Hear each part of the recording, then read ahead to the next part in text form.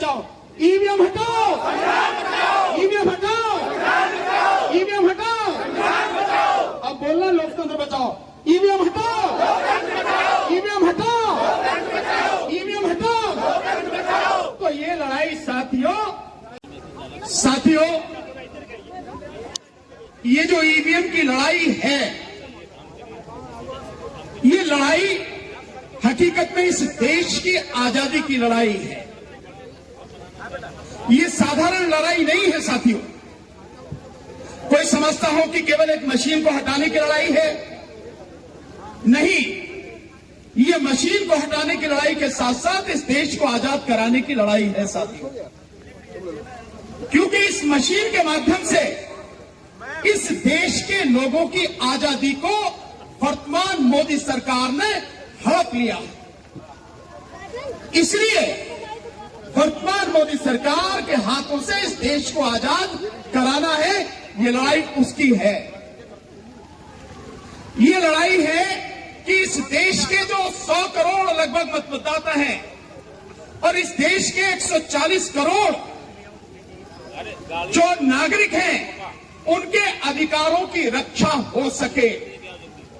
ये लड़ाई है कि इस देश का जो अनपढ़, अशिक्षित, साधारण, गरीब, दबा कुचला जो व्यक्ति है, जो इंसान है, जो वोटर है, जो देश का नागरिक है, कोई भी उसका हक लूट ना सके, उसे उसका हक मिले, ये उसकी लड़ाई है साथियों। हमारा बहुत सीधा सा कहना है, देश में चुनाव सबसे महत्वपूर्ण प्रक्रिया है। देश के संविधान के अनुसार देश के लोकतंत्र को बचाने के लिए संविधान के हिसाब से चुनाव हो और देश में free, fair and transparent election हो, ये जिम्मेदारी देश के संविधान ने देश के चुनाव आयोग को दी है। लेकिन चुनाव आयोग अपनी जिम्मेदारी न निभा के एक व्यक्ति विशेष और सरकार की गुलामी करने में लग गया है। उसे गुलामी करनी है तो करे, लेकिन देश उसकी गुलामी से तबाह हो जाए, ये हम किसी हालत में बर्दाश्त नहीं करेंगे। इसलिए चुनाव आयोग को भी और इस देश की सरकार को भी हम चेतावनी देते हैं कि इस बार हम किसी कीमत पर भी ईवीएम से चुनाव नहीं होने देंगे। साथियों, आज भी देश में दो तरह से चुनाव हो रहे हैं और आप बताएंगे, मेरी बात छोड़िए, आप खुद इस बात को कहेंगे, दो तरह से चुनाव हो रहे हैं। एक बैलेट पेपर से, जिसे आप पोस्टल बैलेट पेपर कहते हैं, कहते नहीं कहते पोस्टल बैलेट? क्या है पोस्टल बैलेट? वो बैलेट पेपर से चुनाव है। और एक तरफ हो रहे हैं ईवीएम से चुनाव। तो एक ही देश में दो पद्धति से चुनाव क्यों हो रहे हैं? अगर संविधान में यह प्रावधान किया गया या सरकार में संशोधन किया गया तो या तो चुनाव बैलेट पेपर से होते या चुनाव ईवीएम से होते। इसका मतलब यह है कि यह संवैधानिक प्रावधान नहीं है, ये कानूनी प्रावधान नहीं है, ये बेईमानी है सरकार की और ये बेईमानी है सरकार की गुलामी करने वाले इलेक्शन कमीशन की। इसलिए ये जो भेदभाव हो रहा है, अब ये बर्दाश्त किसी कीमत पर किया नहीं जाएगा। देश के हर वोटर को, देश के हर नागरिक को ये जानने का हक है कि वो जिस प्रक्रिया से चुनाव दे रहा है, वो चुनाव की प्रक्रिया पूरी तरह से स्वतंत्र, निष्पक्ष और पारदर्शी हो। ये उसका हक है। लेकिन आपकी आंखों के सामने आप सब लोग देख रहे हैं ईवीएम के माध्यम से किस तरह से हमारी वोटों को लूटा जा रहा है। दो उदाहरण से आप समझेंगे। पहले मैं उत्तर प्रदेश का बताता हूं। आपने, हम सब ने देखा, मैं पूरे चुनाव प्रचार में शामिल था माननीय अखिलेश यादव जी के साथ, और मैंने पूरे उत्तर प्रदेश में देखा कि लोगों को बिना बुलाए जहां भी उन्हें लगता था, जहां भी पता लगता था यहां मीटिंग है, लोगों का हुजूम इकट्ठा होता था। इतनी जबरदस्त तरीके से लोग साथ में थे। और यूथ, विशेषकर जो बेरोजगार यूथ है, जो लड़ रहे थे, वो इतनी बड़ी संख्या में रेलों में भर भर कर अपने गांव पहुंचे और वोट डालने के लिए पहुंचे। वोट कहां गया? कहां गया वो वोट? और जिस दिन काउंटिंग हो रही थी, उस दिन आपने देखा होगा कि 403 विधानसभा सीटों में से 304 विधानसभा सीटों पर पोस्टल बैलेट की गिनती के समय समाजवादी पार्टी 304 सीटों पर आगे थी। और जब ईवीएम से रिजल्ट आया तो पता लगी कि बिल्कुल उलट हो गया। समाजवादी पार्टी 121 सीटों पर सिमट गई और बीजेपी, जिसका अता पता भी नहीं था, जो केवल उन 90 सीटों पर थी, वो सरकार बना लेती है 250 से ज्यादा सीटें लेकर। तो क्या ईवीएम की बेईमानी नहीं थी? बताइए, आप सब लोग चुप कैसे हैं? क्या ईवीएम की बेईमानी नहीं थी? थी ईवीएम की बेईमानी। हाथ उठाकर बताइए, ईवीएम की बेईमानी थी? मीडिया वाले साथियों, जरा सबक कवर करना है इसको पूरी तरह से। दूसरा साथियों, अभी 5 राज्यों में चुनाव हुए। इन 5 राज्यों के चुनावों में आपने देखा होगा, जब मध्य प्रदेश में पोस्टल बैलेट की गिनती हो रही थी, उस दौरान उन पोस्टल बैलेट में 230 विधानसभा सीटों में से 199 सीटों पर कांग्रेस पार्टी आगे थी। तो फिर कैसे हो गया एकदम? मतलब वहां बीजेपी का तो पता भी नहीं था।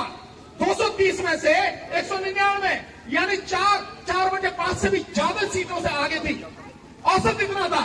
और उसके बाद में आपने देखा कि जिस समय फाइनल रिजल्ट आता है ईवीएम के बाद, समाजवादी कांग्रेस पार्टी मात्र 63 पर और बीजेपी 166 सीटें लेकर जीत जाती है। इससे ज्यादा किसी सबूत की जरूरत है नहीं। लेकिन मैं इससे आगे बताता हूं, इससे आगे क्या क्या हो रहा है और कैसे इस तरह की गारंटी दी जा रही है 300 पार 400 पार। क्योंकि आज की तारीख में जो मशीनें हैं, इलेक्शन कमीशन ऑफ इंडिया नहीं बना रहा। ये ईवीएम और वीवीपैट की जो मशीनें हैं, इनको बीजेपी बना रही है। हमारे साथ ही एडवोकेट उन्होंने, मंत्री जी ने बताया, राजेंद्र पाल गौतम जी ने, कि किस तरह से बीईएल भारत इलेक्ट्रॉनिक्स लिमिटेड में 7 में से 4 डायरेक्टर बीजेपी के हैं। और कौन कौन है उनका नाम भी आपको बताता हूं। जो 4 डायरेक्टर हैं, वो 4 डायरेक्टर हैं। एक है पीए पार्थसारथी, डॉक्टर पीए पार्थसारथी। ये ओबीसी का, जो बीजेपी का ओबीसी मोर्चा है, उस ओबीसी मोर्चे के नेशनल सेक्रेटरी हैं, राष्ट्रीय सचिव। दूसरे उसमें 7 में है, वो है मनसुख भाई कचारिया, जो गुजरात से हैं और गुजरात के राजकोट के बीजेपी के डिस्ट्रिक्ट प्रेसिडेंट हैं, वो इसके डायरेक्टर हैं। और तीसरे हैं शिवनाथ यादव, जो बनारस से हैं और बीजेपी के उत्तर प्रदेश के वाइस प्रेसिडेंट हैं। और चौथे हैं श्रीमती श्यामा सिंह, जो बिहार की बीजेपी की प्रदेश की वाइस प्रेसिडेंट रही है।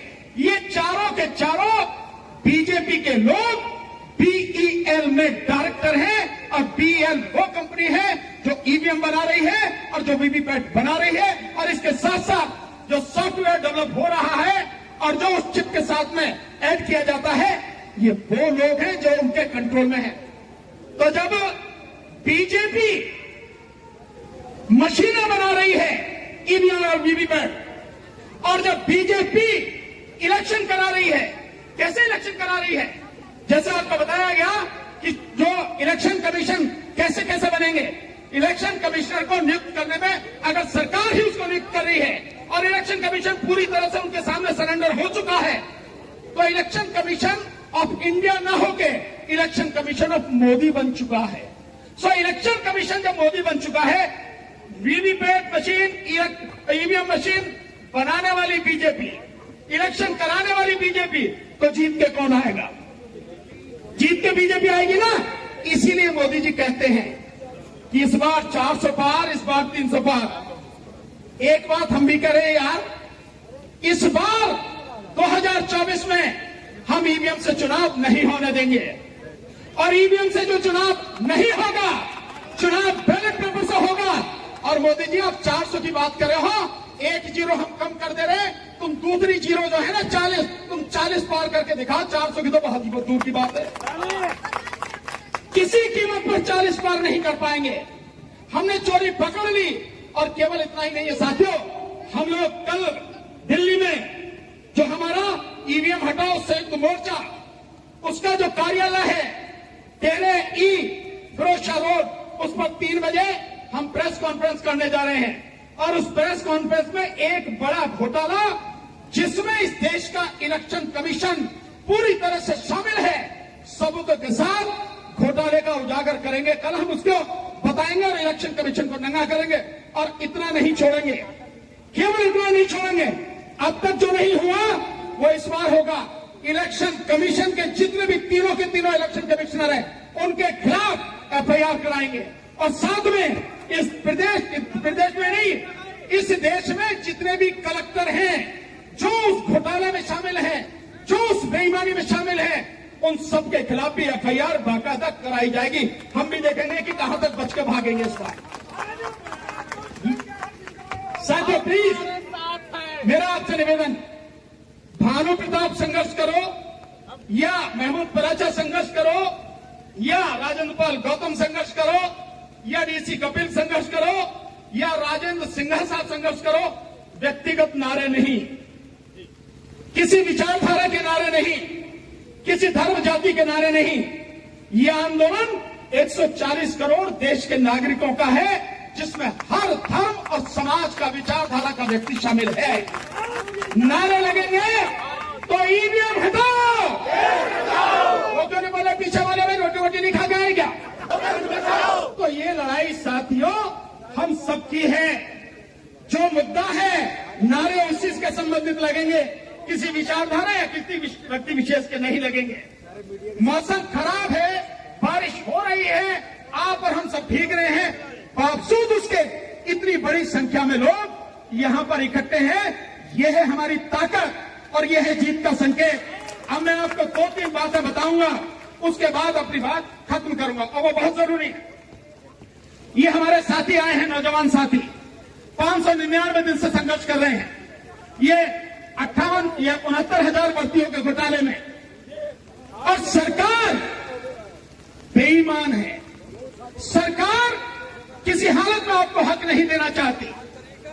इतनी हिम्मत कहां से आ रही है सरकार में कि आपकी बात नहीं सुन रही, नौजवानों की बात नहीं सुन रही। और इतना ही नहीं साथियों, जो हमारे साथ बैठे हैं, खड़े हैं, जो अभी जिनके बीच में से हमारे हैं, वो हमारे ओल्ड पेंशन वाले साथी, वो साथी आप देखिए कि किस कदर बेईमानी है कि एक नेता एमएलए बनेगा, फिर एमपी बनेगा, मंत्री बनेगा, 4 बार 6 बार जो कुछ भी बनेगा, उसे उतनी ही पेंशन मिलती है। 4 बार हो या 6 बार, 6 ही पेंशन मिलेंगी।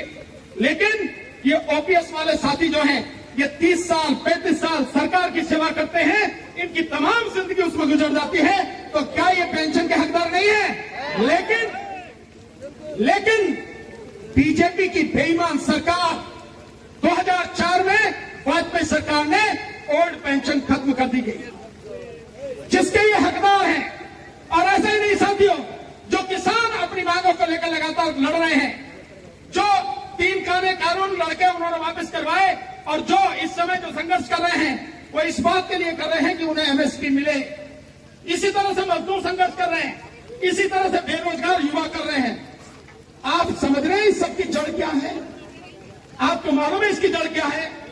इसकी जड़ है ये मोदी सरकार और बीजेपी सरकार। और ये तब तक बनी रहेंगी, तब तक नहीं जाएंगी जब तक ईवीएम नहीं जाएगी। जिस दिन ईवीएम खत्म हो गई, ये औंधे मुंह गिरेंगे, 400 नहीं 40 भी पार नहीं कर पाएंगे। और जब ये हट जाएंगे, उसके बाद आपकी समस्याओं का धीरे धीरे समाधान शुरू होगा। तो मैं आपको बार बार कह रहा हूं, हम सबकी समस्याओं का जो सबसे बड़ा एक कारण है, जो सबसे बड़ी जड़ है, वो जड़ है ईवीएम। इसलिए ईवीएम को उखाड़ना पड़ेगा। और इस बार चाहे कुछ भी हो जाए, मैं कह रहा हूं कुछ भी हो जाए, किसी भी कीमत पर, किसी भी गांव में, किसी भी मोहल्ले में ईवीएम घुसने नहीं पाए। ये आप ठान लीजिए, अपने पैरों को, अपनी टांगों को फौलाद की बना लीजिए और अपनी रीढ़ को स्टेनलेस स्टील की बना लीजिए और खड़े हो जाइए। आपको डरने की जरूरत नहीं है। हम कह रहे हैं डरने की जरूरत नहीं है। मैं नहीं खड़ा हूं, महमूद भाई नहीं खड़े हैं। क्या बिगाड़ लिया इन्होंने हमारा? क्या कर लिया इन्होंने हमारा? तो ये कुछ नहीं कर सकते हैं। और जिस देश का प्रधानमंत्री सवालों से डरता हो, 10 साल में जो एक भी प्रेस को एड्रेस नहीं कर पाया हो, जिस देश का प्रधानमंत्री सच से डरता हो और किसी कोने से सच निकल के आ जाए, तो तुम दबा के भाग जाते हो। यार ऐसे कायर प्रधानमंत्री से घबरा रहे हो, वो कुछ नहीं कर सकता तुम्हारा। सिर्फ और सिर्फ तुम्हें डट के खड़े होने की जरूरत है, और हम खड़े हैं साथ में। अगर गोली चलेगी तो ये सीने पे लो, आपके सामने है, हम देखेंगे कौन सी गोली चलेगी, और हम बताते हैं कि लड़ाई क्या होगी। और इस पार की लड़ाई आर पार है। मोदी जी सुन लो कान खोल के, आप अपनी अच्छी तरह से सरकार को खूब अच्छी तरह से मजबूत कर लो, और उनकी गुलामी करने वाला जो इलेक्शन कमीशन है वो भी सुन ले कान खोल के। इस बार ईवीएम से चुनाव किसी कीमत पर हम होने नहीं देंगे। केवल और केवल 2024 का लोकसभा चुनाव बैलेट पेपर से होगा, और तब इस देश की जनता आपको आपकी औकात दिखाएगी। और साथियों, एक बात कह के खत्म करूंगा, जो इलेक्शन कमीशन है, जो ईवीएम मशीन है, आप बाजार से कोई चीज खरीदने जाते हो तो उस चीज पर कोई निशान लगा होता है ना, कहीं ISI मार्क सुना है, देखा है ना, होता नहीं होता। वो इसलिए होता है कि बताइए ये चीज ठीक है, सरकार की मुहर है। और इसके अलावा जो आप देखते हो कि खाने पीने की चीजें, उस पर FSSAI लिखा होता है, छपा होता है ना, वो इसका मतलब ही खाने पीने की चीज है। जो इलेक्ट्रॉनिक आइटम है उस पर लिखा होता BIS की मोहर लगी होती है, मतलब ये ठीक है, कोई गड़बड़ी नहीं है। हमने जब पूछा RTI लगा के इलेक्शन कमीशन से, भैया ये तो बता दे, ये जो तेरी मशीन है किसी ने बनाई होगी, किसी ने सर्टिफिकेट दिया होगा, किसी ने वेरीफाई किया होगा, बता कहां किसने किया। इलेक्शन कमीशन कह रहा भैया मेरा मामला नहीं है, ये तो जो कंपनी बना रहे हैं उनसे जाके पूछो। हमने कहा कोई बात नहीं, उनसे पूछ लेते। तो हम BEL के पास गए, भारत इलेक्ट्रॉनिक्स लिमिटेड, तू बता भैया इस पे कहीं सर्टिफिकेट है? तो वो कहता है मुझसे क्या पूछ रहे हो यार, मुझे तो इलेक्शन कमीशन की जो कमेटी जैसे कहती है मैं तो बना के दे देता हूं, वही कराती है जो भी कुछ कराती है। आप देख रहे तमाशा। फिर हमने कहा चलो ECIL, electronic corporation of India limited जो है, जो हैदराबाद में, उससे पूछ लेते हैं। तो वो क्या कहती है, भैया तीसरी पार्टी आती है, इंस्पेक्शन करके चली जाती है, नाम उसका है STQC, गवर्नमेंट ऑफ इंडिया। उसने भी नहीं बताया, मतलब किसी के पास इसका जवाब नहीं है जो मशीन से तुम चुनाव करा रहे हो वो कहां से सर्टिफाइड है, कहां से वेरीफाइड है। और ये सब नहीं है, इसका मतलब साफ है कि बेईमानी खुल के कर रहे हो। वैसे भी मोदी जी से बड़ा बेईमान, मोदी जी से बड़ा भ्रष्ट, मोदी जी से बड़ा झूठा और देश के साथ देशद्रोह करने वाला दूसरा कोई व्यक्ति इस देश में है नहीं। इस बार हम कुछ भी ये सारी चीजें होने नहीं देंगे। पर मेरा आपसे निवेदन है सारे के सारे, आप जितने भी लोग हो और जितने भी लखनऊ में घरों में बैठे हैं, उन सबको जा जाके झकझोरो, उन सबको जगाओ। अबे मुर्दो खड़े हो जाओ, नहीं तो तुम्हारी नस्लें भी नहीं बचेंगी और इस देश की फसलें भी नहीं बचेंगी। इसलिए अपनी नस्लों और अपनी फसलों को बचाने के लिए इस बार ईवीएम से चुनाव नहीं होने देंगे। बताइए नहीं होने देंगे ना? बिल्कुल यही बात है। बहुत बहुत शुक्रिया, आपने मेरी बात ध्यान से सुनी और समझी, और आगे इसी के लिए काम करेंगे। आपका बहुत बहुत धन्यवाद। एक चीज बस सिर्फ बता दे रहा हूं, आपके साथ